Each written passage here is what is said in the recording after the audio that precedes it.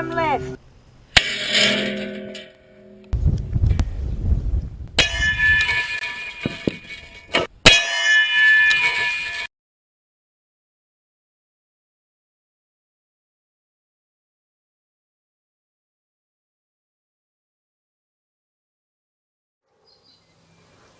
G'day everybody, Mark here from Mark and Sam After Work. Today I've got a video I want to bring to you shooting a couple of rifles, and we've also got a couple of frequently asked questions I want to go through. That's to do with barrel wear and when a barrel becomes inaccurate to shoot, and to do with bullets going transonic and stability issues to go with that. But what we'll start with is the video side of things, which is shooting 375 GIBBS and our 338 lapel. First off, we took out this 375 GIBBS, getting ready for our long shots for this season, but this is the first step. We had some bits and pieces of setting this rifle up. I'll go through and explain it in the video. Here we are out. This is yesterday morning. You're looking at us at 5 AM in the morning, but here I'll take you out there now. Okay, today one of the jobs I'm doing is fire forming. Now most people know exactly what that is, but I thought I'd still show for the people who haven't seen it, and for people who just would like to see it, what I'm actually up to. What I'm doing is I'm taking a normal, this is a 375 Chi-Tac case. I've actually modified the neck a little tiny bit. I've already expanded it and then recompressed it to resized it to get it so it fits into my rifle properly on that form. But this is one that I've done, and that is one that isn't done. And what I'm doing to do that is, if you look inside here, you'll see there's a bit of squashed up paper. Don't know if you can see in that, but there's a bit of squashed up paper in there. I'll put another image so you can see that. But essentially I have some powder in here, and then a couple of pieces of toilet paper that are folded up and squished in here is all I've actually done. And I'll keep going in sequence. But that is the powder in there, and then pop. And we've expanded out that case. I'll go through and do this 5.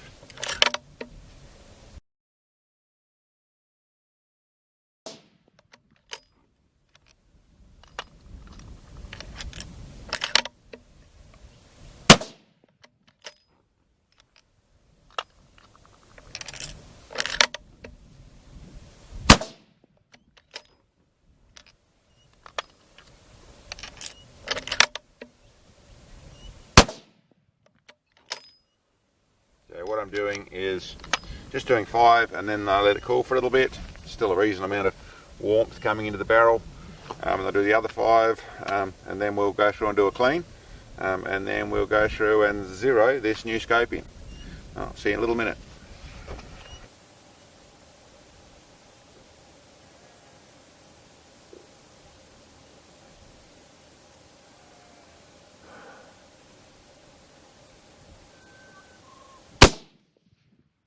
Okay, center of center to the left of the center striation. I'll do one more, make sure it's the same spot. Okay. That'll be 5 rounds, a clean and ready to go and shoot whatever that target is, 1100 yards.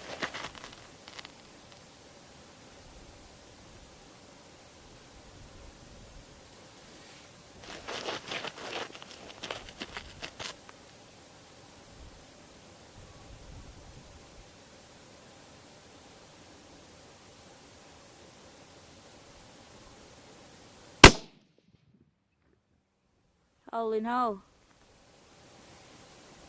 Well. That's pretty good. Okay. Well, that'll do. So they shot really well. We went through with the fire forming, with the grouping.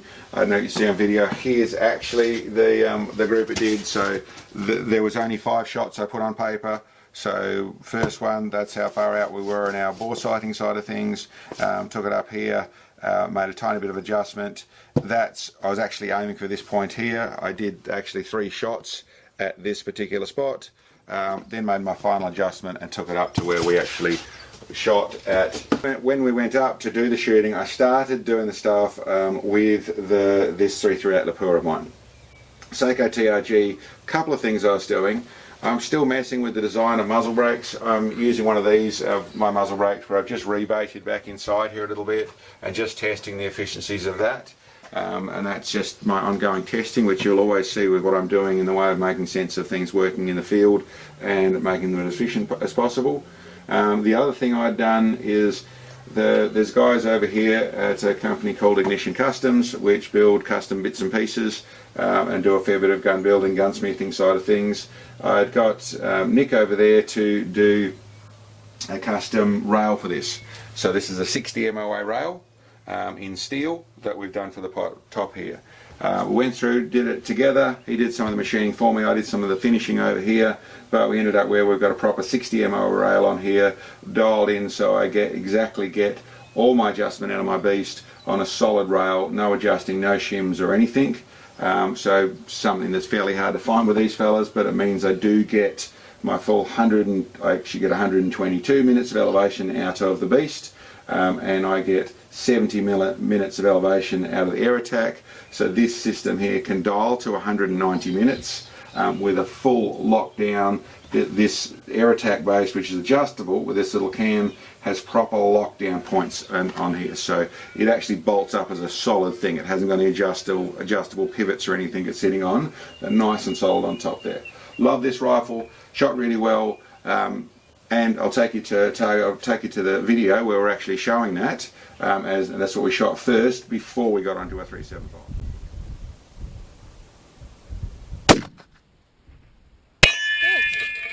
Got him. 9 o'clock. Hit on plate.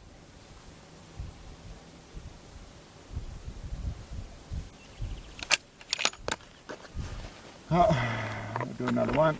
Another one? Okay.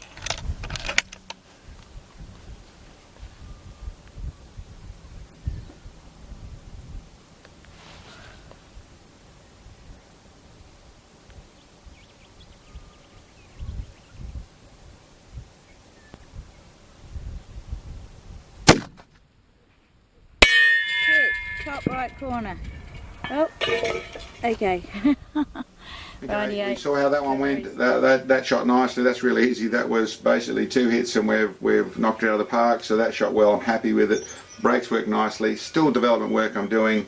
And then I went on to shooting this one. So here we are with 375. I'll explain what I did there. A couple of shots out to a bush to make sure it was right. Then got over to our target. But anyway, I'll take you to the video now and you'll see what we did there. Let's see what we got. Ready. On the bush. It was slightly underneath it, but it's pretty good.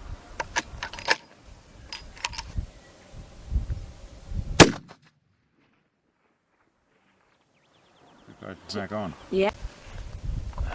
Okay, well let's just try for our first shot. Let's just go straight for the middle of the target. Rightio.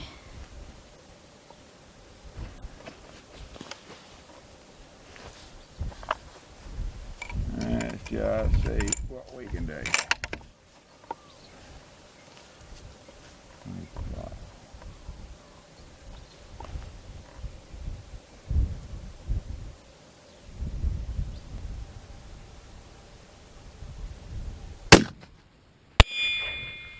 That's directly behind target.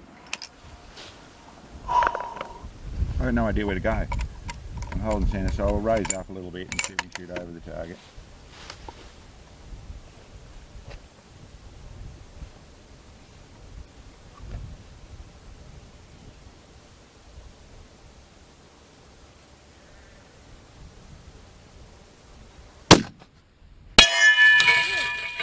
Got him. Okay, target down. Killed him. Yep. I think that was in the bottom right corner, but I didn't get to see properly. It was swinging around too much. Okay, well I raised up. That first one, Okay. with that low was low. I just raised up. Okay. And We got him. Hit, so we got to see the difference anyway. Yeah. Oh, it's shooting very nicely. Okay, well today we're out here with this 375 GIBBS. and we're doing a couple of things. One, I showed you earlier on, we were going through and we fire formed some brass, so I show you the difference on that stuff there. For the people who haven't seen it before, then I just got to show what that was happening. I've also then zeroed it. This is the new setup for the rifle for our shot. We're getting ready for it to start to stretch it out. This season is not far off. Got a new barrel, just a 1 in 9 twist, 34-inch barrel that is all set up ready for us to try different bullets, and from what experience I got last year. I've got my new muzzle brake on there, which seems to be working nicely. I'm happy with how that's functioning. And we've got this from Nightforce. Their support to us was this 7x35 scope that's sitting on top here. Everything else in the rifle, I've reset up the rear cheek riser and that sort of stuff. I just did some testing with it, how that was going as well. But I reset up these bits and pieces here because now it's all been repositioned to go with the scope. Running down here, and we're not going to run on an adjustable base. We're going to use the Charlie Tarak system on the front of it with our little periscope system to do our extra elevation. So we did that. I went through, we actually, like I said, we fire formed. We also broke the barrel in with this ammo, so there's basically 10 rounds went through in the way of running through the barrel and doing that side of things. We zeroed the scope. Then I actually had 5 shots down there on just seeing how consistent we're getting on a rock. On a cover bush. I don't know if we got some video there, but there's a 12-inch round bush that we're shooting at. Yeah. Got a target set up down there, but I was really frightened that, or fairly certain that it was going to knock it over as soon as it hit it. Where we got it set up there, we had to be off the road at this moment. There's some vehicles I wanted to go through while we're doing things, not while we're shooting, but so we set it up back off the road so we didn't have to go down and move it. But in that angle, I felt it was going to knock over. The other thing we did, which you saw, was with the 338. And I just really wanted to do that. I'm doing a bit of messing around with building a new base and doing a bit of zeroing and checking consistency with that rifle. So I wanted to shoot on the target with that. That was straight on, two hits, but it knocked it over and we had to go down and reset anyway.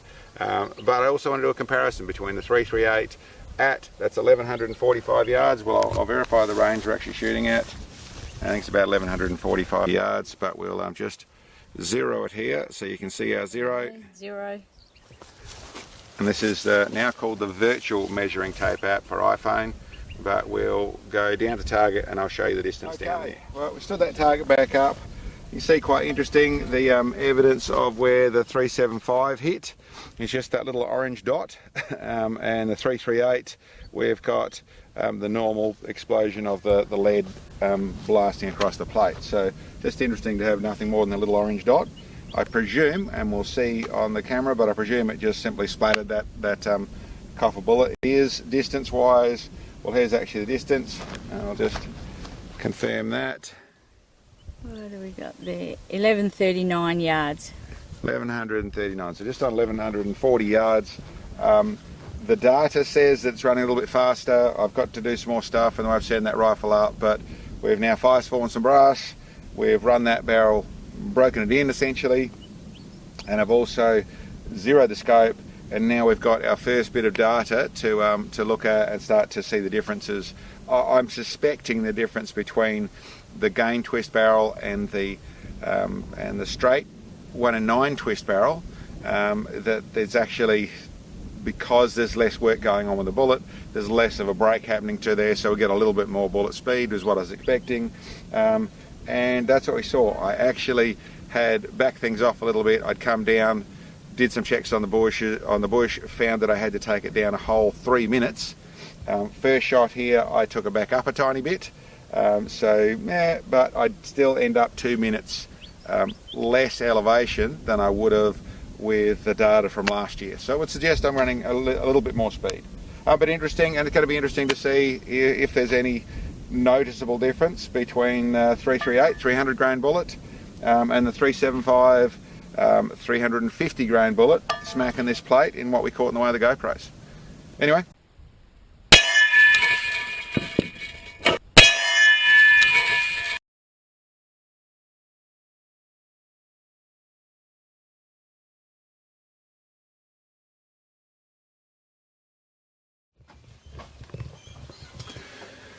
Okay, well listen, that was these two rifles, basically just doing some messing around with this one here. We have got some long shots planned for this one here. We plan on finishing off and doing our 4,000 yard shot with this fella this season, as ridiculous as that may sound for people who didn't see our efforts last year, but we plan on finishing that with this one. And this one, where the 375 GIBBS, which is the 375 SHITAC improved, with a DCM improved chamber, but this fella here is we're just about ready to do that. I wanted to fire form some more brass, so we're ready to go. So we've got we only actually take 20, sometimes 20 to 25 rounds out to do a shoot. We don't try and shoot any more than that in a particular effort, but we might, well, I'm setting up, we might want to go out 3 mornings in a row. So rather than loading and doing all the other bits and pieces, we've never got enough time. I'll have 60 rounds set up, ready to go and shoot when we want to. I can cycle the brass over and I don't need to fuss with things during that process. But we'll see. There's a little bit to go yet, but certainly it's coming to the season where we go and do the big one. One of the things I mentioned at the beginning, there was 2 things I wanted to talk about. One was people ask, how do I know when my barrel's too worn, when my accuracy will start to disappear? From my experience and from my understanding of it, accuracy doesn't disappear with a worn barrel. Accuracy can disappear with a damaged barrel. Accuracy can disappear with the gun wearing out and it starting to do the wrong things, whether it's mechanically moving wrong or it's rubbing or doing bits and pieces. And accuracy can be worn if you've damaged the barrel. If you damage the crown on the barrel, or you damage where the bullet actually comes out, there's a little chip out of that, yes, you can start to lose accuracy. The way the bullet leaves the barrel, the gas is disturbed, it can cause the bullet to do different things. But in actual accuracy, it's shooting straight, normal where you wear it out, and so your lands, your rifling starts to get worn away by all the blast that comes in the chamber and it wears away up your barrel. It really doesn't cause accuracy problems. It causes less speed. So you'll find as a barrel wears, you'll need to either run more powder or hold more elevation to try and get to the same place. You can reset your lands, you can run a bit more pressure, but basically you start to use more elevation because the bullet starts to not go as fast with the same pressure because there's more wear around it. But it's actually the last part of the barrel where the bullet is doing its keeping everything straight, keeping everything smooth, and doing everything properly. So, and especially the last bit, the tip of the barrel. Like I said, the crown if that's damaged. But as a rule, what you'll find as a barrel wears out is that it'll start to simply lose velocity. It'll start to slow down, and in some barrels, in some cases, you'll find that'll start to accelerate quite rapidly at a certain point. You'll just keep on chasing it, and then the pursuit of keeping your speed up to keep cutting through the wind on that sort of precision rifle, then that becomes where you change your barrel. The other places you've damaged, you have chipped, you have damaged the end of it, you can obviously just get your crown redone. There are stories I have of hunters, professional hunters, that have worn out where 2/3 of their rifling's gone in their barrel. They've shot 10,000, 15,000 rounds in little high-speed rifles, the likes of the 223 or the 260 or that side of things, and the rifling's essentially gone for 2/3 of their barrel. The things are still doing headshots at 200 yards and 300 yards. Yes, they're running less energy, and yes, those rifles have no doubt had a fairly terrible life with what they've been through, but their accuracy is still there. So the general thing that people are asking, when do I know my barrel's worn out?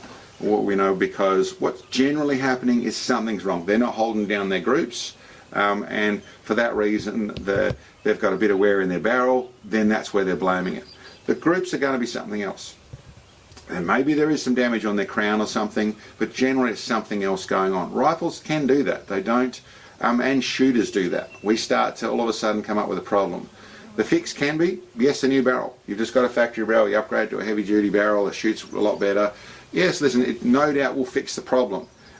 It's not actually a barrel problem. You have an upgrade that you've gone through, but generally what happens is when you do your barrel, you also go through the whole rest of the setup of the rifle. But the comment was, and what I wanted to raise the point on was that you don't really find inaccuracy with a normal, naturally wearing barrel. So the other thing I wanted to go through was bullet stability in the transonic zone. A lot of people ask me what bullet to choose to shoot out to, or well, there's two sides of it. What bullet can I shoot so I know it's going to deal with the transonic zone, or I know it can go subsonic. There's a lot of conjecture sometimes. We have a video where in the 2,000 yard shot with a 308 where a bullet was travelling with yaw, and you can see the profiles that goes through there, and a lot of people, some people think that that's tumbling and can't see anything else.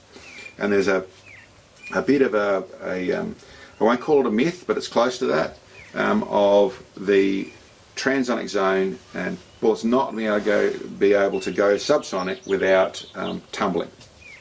Now, obviously, we've got a lot of evidence of the contrary, from 223s doing 1,800 yards and hitting on plate to 375s doing 4,000 meters and hitting on plate, to capture bullet flight, as I showed you last time. But is there a stability issue and an accuracy issue once a bullet goes through that zone? And I'd say in some cases, yes, there is. In some cases, yes, there is. But it's not as prevalent as people think. And as to the finer details, I don't know. Maybe I'll know more later on. What I've seen so far, I have some thoughts about it. I have some thoughts about the inherent stability of bullets in the way of some monolithic bullets, and some different shaped bullets do seem to have some issues. It's certainly a balance thing. What I would say is that I have also seen evidence of bullets travelling very well through the subsonic zone, or through the transonic zone and the subsonic, with seemingly no issues. The big thing I would say that is notable to me is that there's some people that think that, okay, once it goes there, they're just too inaccurate. They've lost stability, and your group opens up, so they're no good out there. I don't believe that's the case largely. Conditions have a huge impact at a certain point. Once you get out to the next wind zone or the next place, so once you go past the 1,000 yards or 1,500 yards, 2,000 yards, or wherever it is, once you go to this next place, conditions start to change. And it's very hard to read. It's very hard to pick up what's going, and that's what I see out there. Once you read it, or in the right conditions, or you understand what your conditions are doing, all of a sudden the groups come back and start to make sense. But to start off with, and in a lot of cases, when your conditions are messing with things, you get a lot bigger group. It does not mean that, in the cases I've seen, that it is a stability issue. And I would go to the point of saying that I'm not even certain that it is the sonic boom that is causing any stability issues. What I would suggest, listen, it could be that. It could be that the bullet's getting a shock, and there is no doubt a shock. They flew planes and they flew them through the sound barrier and found they vibrated and found those issues. The science of the sonic cone dropping back, the shock wave coming across the bullet, it all makes sense. As to a proof of it, well, we don't really have any. There are other things going on. How bullets travelling through the air. Saw my video last week of where a capture of a bullet travelling in the natural line of flight rather than travelling with yaw. When a bullet is travelling with yaw and it comes back down to where it's then pushing through the air like this, is that what causes stability issues, or where inaccuracy issues and the groups open up in that sort of things? Lots of different scenarios that I can talk about, and possible things. What I would largely say is that from what I've seen, most bullets don't have an issue. Some do. And the only way I really test it, I should say, one of the other things I want to say on that side of things is the likes of the 4570. A cartridge, a great big brick of a projectile that's been shot for many, many years, way before any of the modern theories existed. They were being fired out to 1,000 yards and beyond.